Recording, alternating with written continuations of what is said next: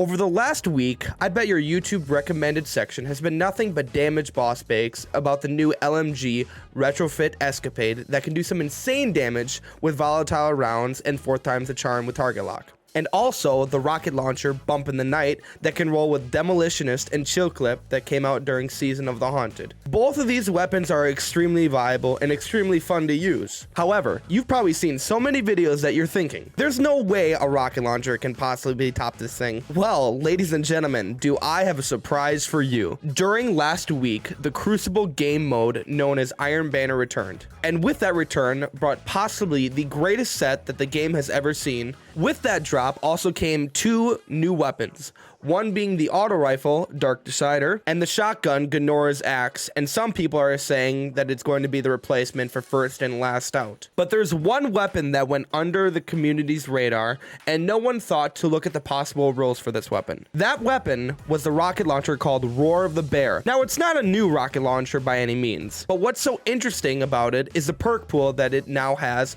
and the huge potential that it can have with Solar Starfire Warlock now, and the synergistic possibility. The rocket launcher Roar of the Bear is a hard-hitting impact frame, which sadly has it in a category where rocket launchers in the aggressive frame category, such as the very popular Bump in the Night right now, fall just below 10% baseline of damage. But as I stated before, the weapon's possible perk pool is where this weapon truly shines. The Roar of the Bear rocket launcher is the only solar rocket launcher in the game that has the possibility of rolling with Demolitionist and Lasting Impression. I know that the HEZEN's Vengeance can also roll with both of these perks as well, but those 2 perks are confined in the 4th column slot for the HEZEN's Vengeance, whereas the Roar of the Bear rocket launcher does not. Roar of the Bear is able to roll with Demolitionist in the 3rd column slot and Lasting Impression in the 4th column slot. Now, if you're following along like I think you are, you're already putting the pieces together with me, and you'd be 100% right. Roar of the Bear is quite literally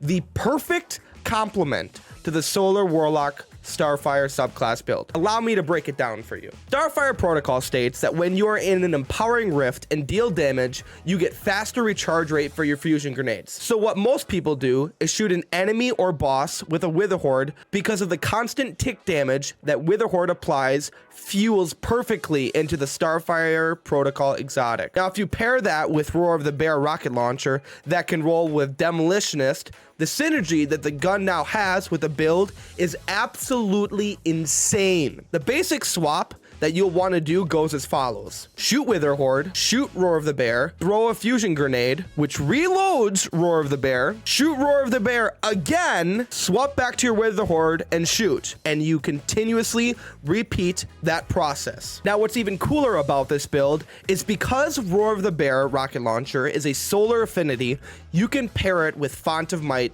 which gives it an additional 25% weapon damage. Now, I know that you're still following along with me here, and you'll remember that I said Bump in the Night baseline damage is already 10% better than Roar of the Bear. But here's the thing. You need a stasis well in order to take full advantage of the rocket launcher. And while you are still able to fusionate WITHERHOARD swap with Bump in the Night because of Demolitionist, not only are you not able to get the extra damage from Font of Might, but you're also not able to take advantage of the huge damage buff from Lasting Impression. So as you can see here, while Roar of the Bear is an excellent rocket launcher and all of the content creators that covered it are doing their job, and an excellent one at that, might I add, I highly encourage you that the next time Iron Banner rolls around this season, that you stop everything that you're doing and you try to get the god roll of the rocket launcher. The exact roll that I recommend you go is Hard Launch, Impact Casing, Demolitionist, and Lasting Impression